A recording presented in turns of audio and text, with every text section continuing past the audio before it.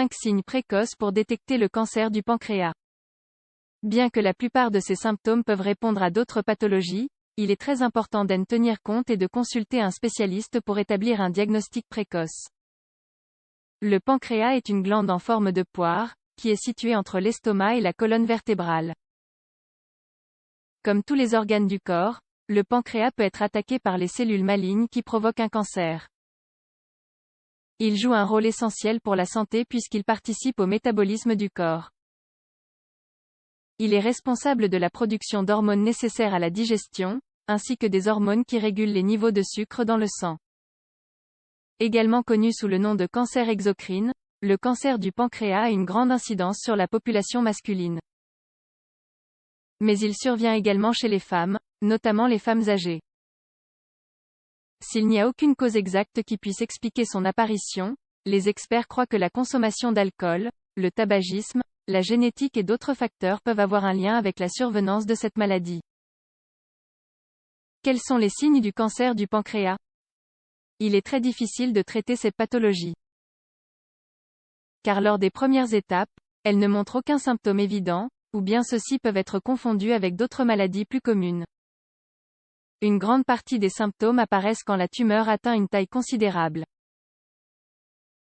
Et est alors capable de perturber le fonctionnement du tube digestif, du foie et d'autres systèmes qui dépendent de leur fonction. Dans de nombreux cas, le cancer du pancréas est accusé d'être un assassin silencieux, car on le découvre seulement lors des stades finaux, quand il n'y a plus rien à faire.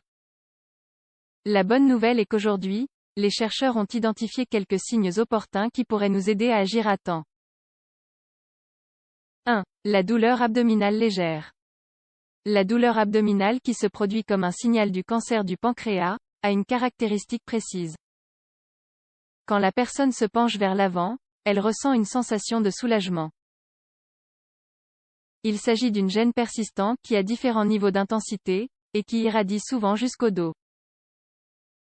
Ce symptôme se produit par la propagation de cellules malignes dans les tissus nerveux affectés, même si cela est intermittent. 2. Les problèmes digestifs. C'est l'un des symptômes les plus difficiles à considérer. Cependant, il est important de le mentionner, puisqu'il est assez commun chez les patients, à cause d'une obstruction qui bloque la circulation des enzymes digestives, responsables de digérer les aliments lourds tels que les protéines, les graisses et le hydrate de carbone. Lorsqu'on présente cette difficulté, on peut ressentir de la constipation, de la douleur, une inflammation, des gaz. 3. La peau jaunâtre. La coloration jaunâtre de la peau est souvent le résultat d'une augmentation des niveaux de bilirubine dans le sang.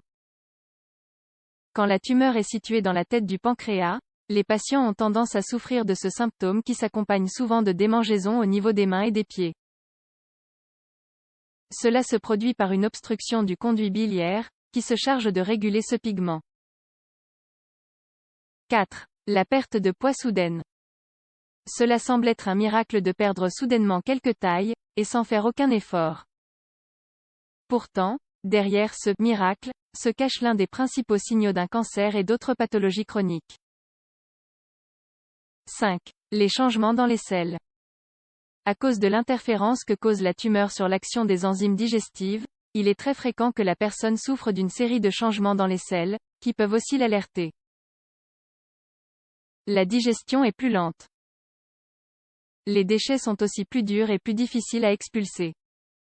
Et ils ont tendance à fermenter pendant le temps passé dans le corps, provoquant ainsi une odeur plus fétide que la normale. Certains experts croient que l'observation de ce type de détails, ou bien d'autres signaux comme les saignements, augmente les probabilités de recevoir des diagnostics précoces. Le fait d'expérimenter ces symptômes de manière récurrente, est une raison plus que suffisante pour consulter un médecin afin de recevoir un diagnostic adéquat.